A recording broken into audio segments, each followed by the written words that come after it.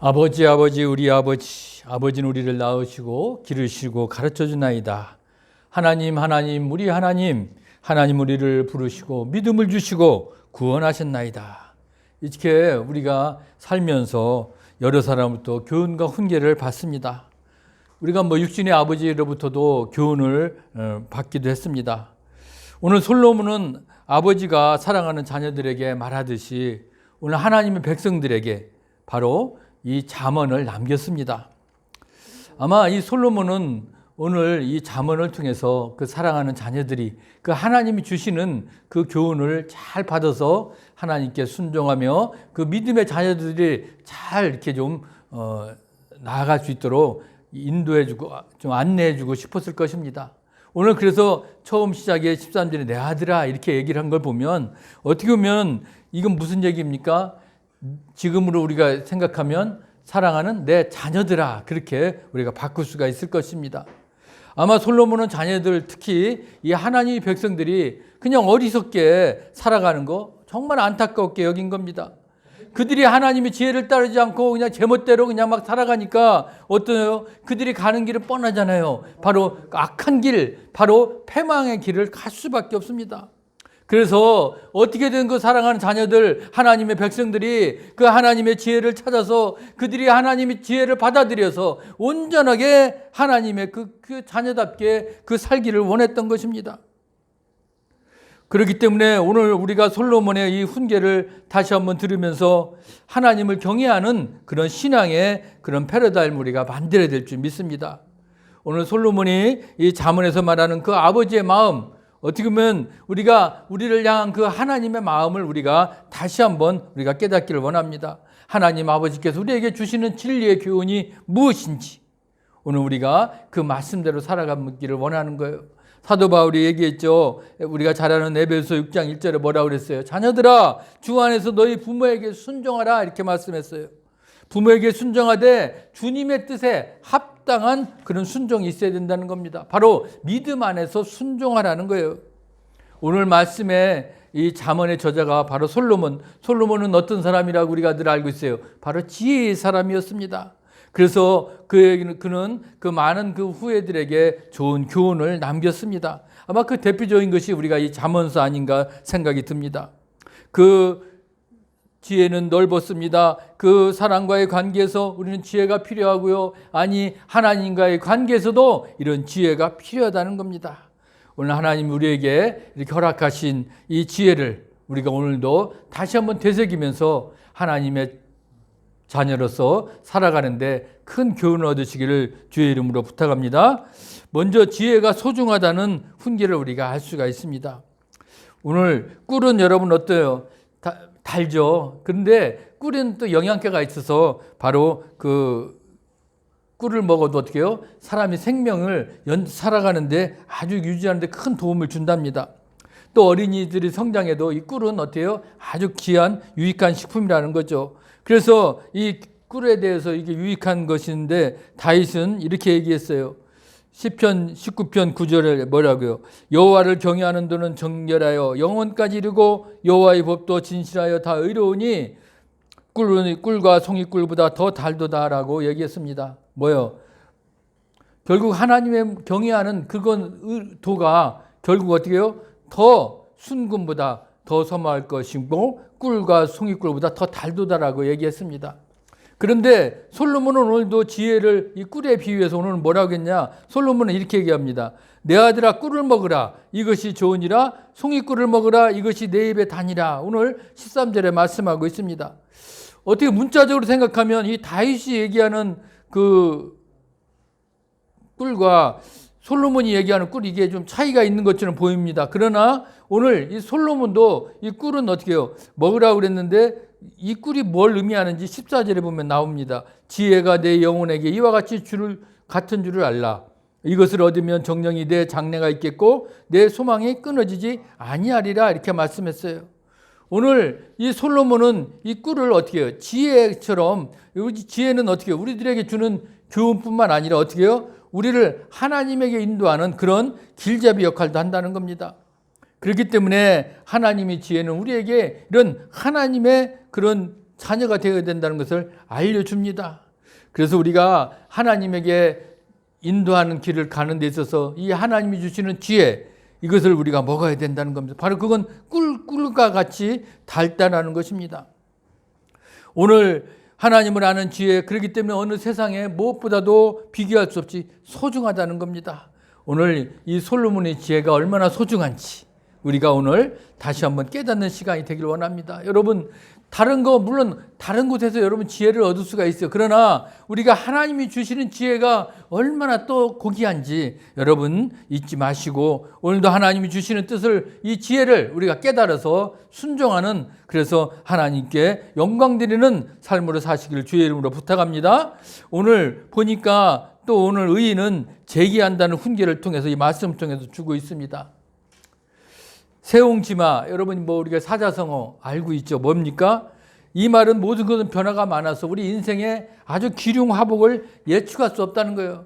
여러분, 여러분들이 앞길을 정한다면 여러분 우리가 어떻게 살아갈 수 있을까요?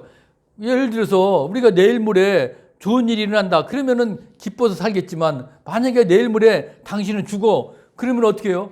불안해서 아마 하루도 못 살 거예요. 여러분, 우리는 우리의 앞길을 예측할 수가 없다는 말입니다.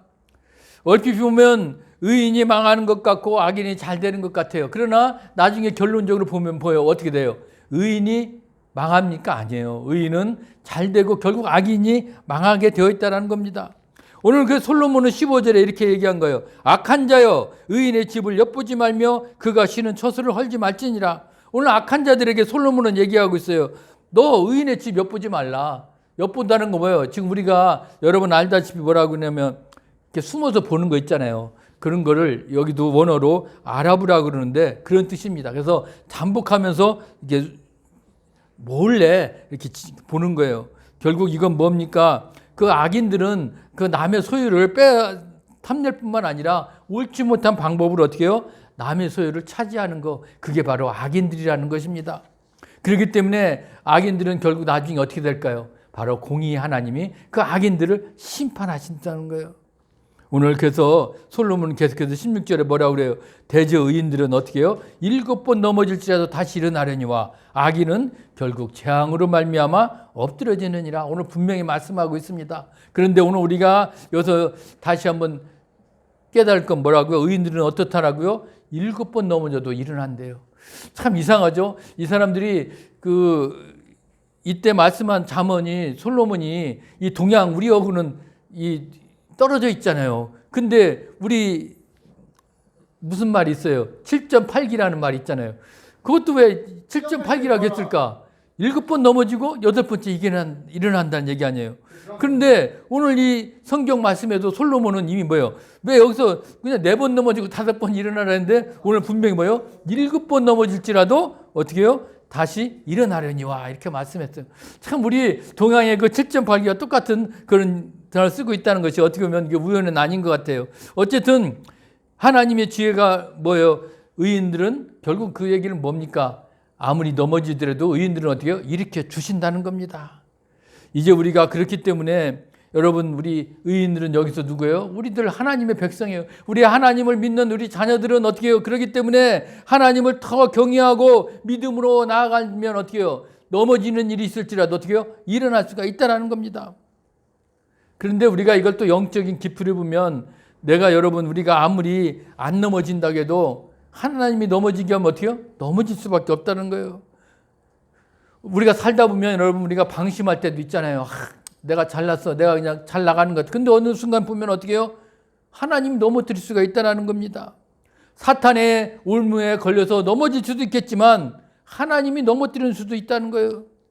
그래서 우리가 잠언에서 보면 이런 얘기가 있어요. 잠언 3장에 모든 만물의 때가 있고 기한이 있는데 넘어질 때가 있고 일어날 때가 있고 날 때가 있고 죽을 때가 있다. 그 얘기는 무엇입니까?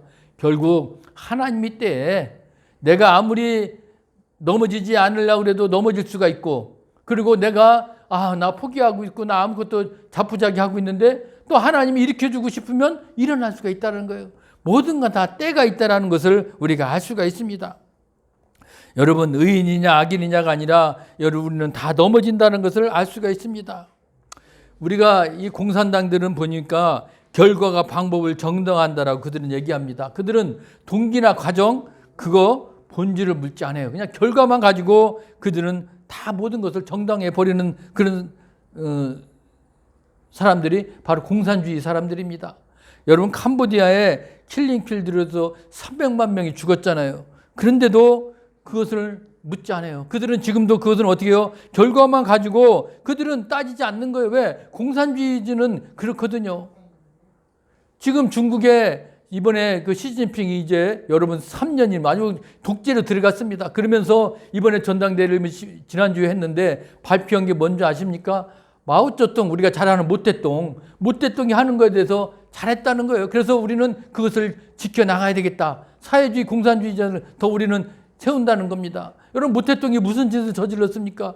그가 1960년대 그 문화혁명을 통해서 얼마나 많은 그 문화 사회주의자 종교주의자 지식인들을 갖다 그냥 그 홍위병을 앞세워가지고 얼마나 많이 죽였습니까? 그런데도 그들은 어떻게 해요? 결과가 잘했다는 거예요.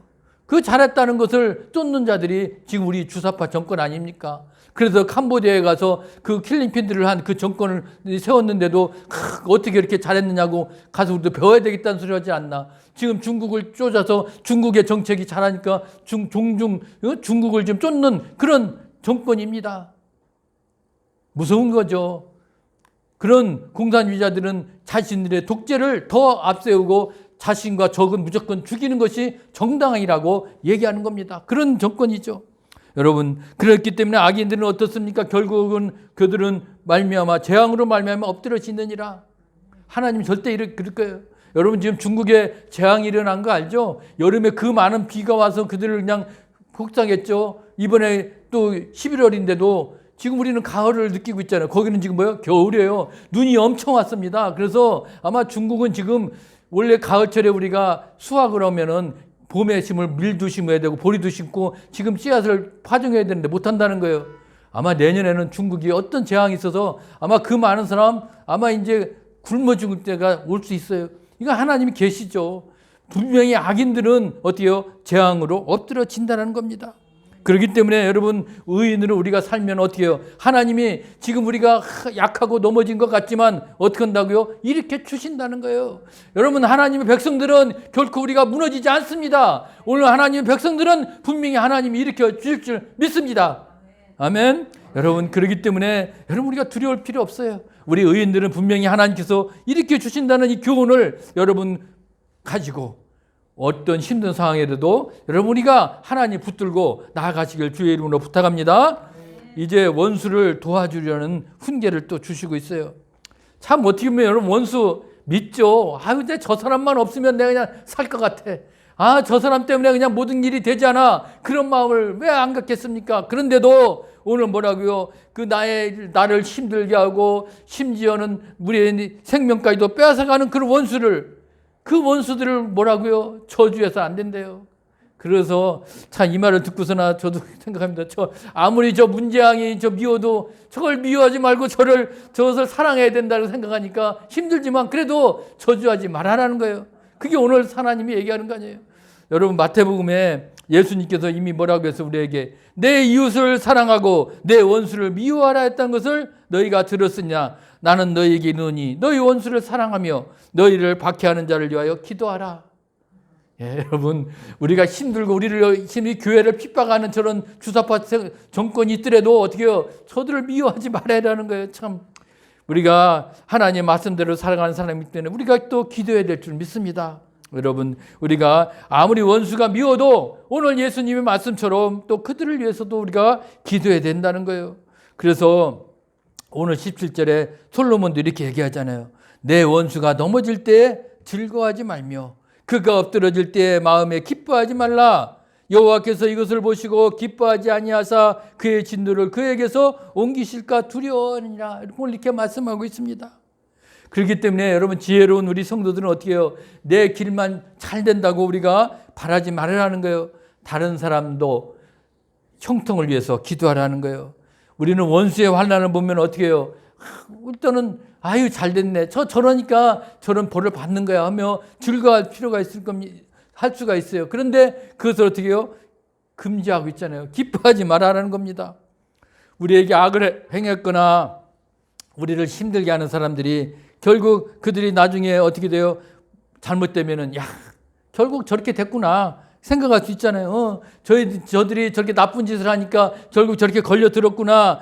저희들은 광야에 이제 갇혔구나. 그러면서 얘기할 수 있어요. 그러나 여러분 두로가 예루살렘을 보면서 이제 뭐라고 했습니까? 그가 황무하에 있으니 내가 충만함을 얻으리라. 에스겔서의 한 말처럼 이제 우리들은 어떻게 해요? 저 원수들이나 경쟁자들의 파멸을 우리가 바라볼 때도 복수를 위한 거나 내 이득을 위해 바라는 것이 아니라는 겁니다.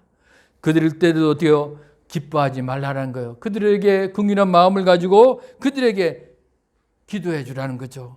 하나님께서 이렇게 대적하는 것들의 멸망에는 거룩한 기쁨이 있다는 것을 우리가 알아야 됩니다. 그 원수의 멸망은 하나님의 영광과 교회의 복리에 기여하기는 때문이라는 것이죠. 그러나 우리 원수의 파멸만으로 우리는 기뻐하지 말고 이제 그들이 울 때 우리도 같이 울어주고 또 그들이 재난을 당할 때 마음속으로 기뻐하지 말고 우리가 진지하게 행동하라는 겁니다. 결국 그 말씀은 뭡니까? 우리는 나 자신을 위해 살지 말아라. 결국 우리가 하나님 말씀대로 내 이웃을 내 몸같이 사랑하라는 그 계명을 우리가 오늘도 지켜야 되는 것이죠. 그래서 우리가 사랑을 받는 것보다 주는 것이 어렵지만 그래도 실천하라는 거예요. 나를 아주 힘들게 하고 정말 지옥 같은 아주 지독하게 그 나를 한 그 원수라도 그를 사랑하면 결국 하나님께서 사랑으로 우리에게 갚아 주신다는 겁니다. 여러분 이 말씀을 가지고 우리가 다른 사람, 나를 힘들게 한 그 원수까지도 우리가 사랑을 베풀어서 그 은혜와 복을 여러분 다시 한번 받는 그런 삶으로 나아가시기를 주의 이름으로 부탁합니다. 이제 마지막은 하나님을 경외하는 훈계를 우리에게 또 주시고 있습니다. 이건 제가 말씀 안 드려도 당연하게 내가 하나님을 믿는 자녀라면 어떻게 해요? 하나님을 경외해야 된다는 거예요. 경외라는 거 좀 어려운 말이라 좀 들릴 수 있지만 쉽게 얘기하면 뭡니까? 늘 두려운 마음으로 공경하면서 훈계를 따르는 거예요.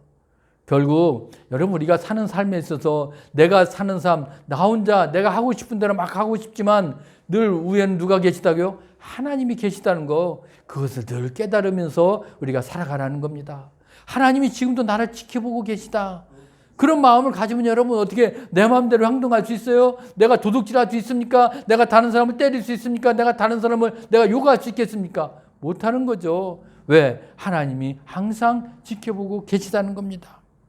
오늘 우리가 이 하나님을 믿는다고 교회에 나왔지만 여러분 하나님을 경외하지 않으면 결국 진실한 성도라고 부를 수도 없다라는 것입니다. 오늘 우리가 하나님을 경외하며 하나님이 주시는 이 훈계를 여러분 우리가 잘 따라야 됩니다. 오늘 그러기 위해서 우리가 시편에도 뭐라고 그랬습니까? 다윗은 할렐루야 여호와를 경외하며 그의 계명을 크게 즐거워하는 자는 뭐라고요? 복이 있도다. 그의 후손이 땅에서 강성하며 정직한 자들의 후손이 복에 있으리로다. 나는 하나님만 경외했어요. 그런데 복은 누가 받아요? 바로 내 후손들까지도 다 받는다는 겁니다. 그렇기 때문에 오늘 이 시인의 고백과 같이 여러분은 하나님을 늘 경외하는 그런 성도들이 되시길 바랍니다. 그것이 바로 여러분 우리가 나를 위해서 살아가는 것이 아니라 내 후예들도 그렇게 동일한 복을 받는데요. 하나님을 경외하는 거 바로 우선적인 것이 뭘까? 여러분 어떤 것이 먼저 우선이어야 될까요? 바로 예배라는 겁니다.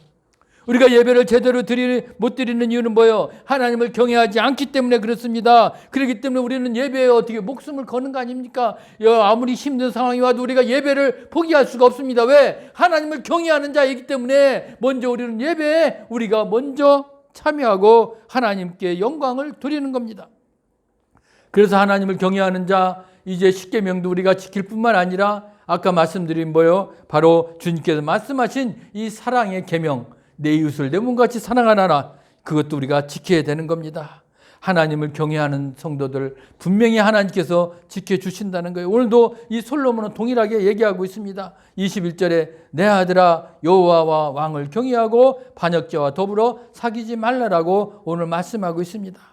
결국 뭐예요? 우리가 하나님을 경외하는 자 하나님이 더 영광을 돌리라고 얘기하고 있습니다. 그런데 오늘 보니까 반역자들과 더불어 오늘 사귀지 말라고 그랬습니다. 반역자는 뭡니까? 반대로 하다는 거예요. 그야말로. 그러니까 어떻게 해요? 오늘 삐뚤어진 생각, 그리고 나와 반대하는 생각 가지고 있는 자들, 그들은 어떻게 해요? 사귀지 말라. 그들의 그 나쁜 악한 일에 어떻게 해요? 가담하지 말라라는 겁니다. 불의한 그 비밀에도 참견하지 말라라는 겁니다. 한마디로 하나님의 훈계에 어때요? 반대로 행하는 사람, 그들은 반역자들입니다. 그런데 그 반역자들을 하나님이 그냥 놔둘까요? 놔두지 않을 거예요. 왜? 여러분들, 우리가 그들을 참 원수 미워하는 사람도 우리가 기도하며 나아가지만 결국 누가? 하나님께서 그들의 재앙은 속히 임하린다. 결국 하나님의 응징을 받게 되었다는 겁니다. 그렇기 때문에 그들의 대학을 받는 거 누가 알냐? 결국 하나님께서 다 행하신다는 것을 우리는 알 수 있습니다. 그렇기 때문에 여러분, 우리는 하나님이 주신 지혜만 우리가 오늘도 나의 교훈으로 삼고 나아가면 됩니다. 어떻게 해요? 오늘도 하나님이 주신 지혜가 너무 소중합니다. 하나님이 주신 이 말씀대로 우리가 살아가면 됩니다. 늘 그걸 우리가 귀하게 여겨야 됩니다. 그리고 어떻게 해요? 우리는 하나님의 자녀들이잖아요. 우리는 의인입니다. 그렇기 때문에 내가 넘어지고 힘든 상황이 와도 어떻게 해요? 하나님은 일으켜 주신다는 거예요. 그리고 내가 아무리 나를 미워했던 원수들도 어떻게 해요? 우리는 나누어주고 도와주고 그들을 위해서 기도해주고, 그리고 하나님을 경외하는 자, 하나님을 경외하는 마음을 가지고 우리가 살아가면 하나님께서 우리를 붙잡아 주시고 인도해 주시고 온전한 하나님의 자녀로서 오늘도 하나님께 영광 드리는 그런 삶을 살아갈 줄 믿습니다. 여러분, 그렇게 다 살아가시기를 오늘도 하나님의 이 교훈 훈계를 잘 깨달아서 우리가 하나님의 자녀로서 부끄러움 없이 나아가시기를 오늘도 간절한 마음으로 주님의 이름으로 부탁합니다. 아멘. 살아서 역사하신 아버지 하나님 감사합니다. 오늘도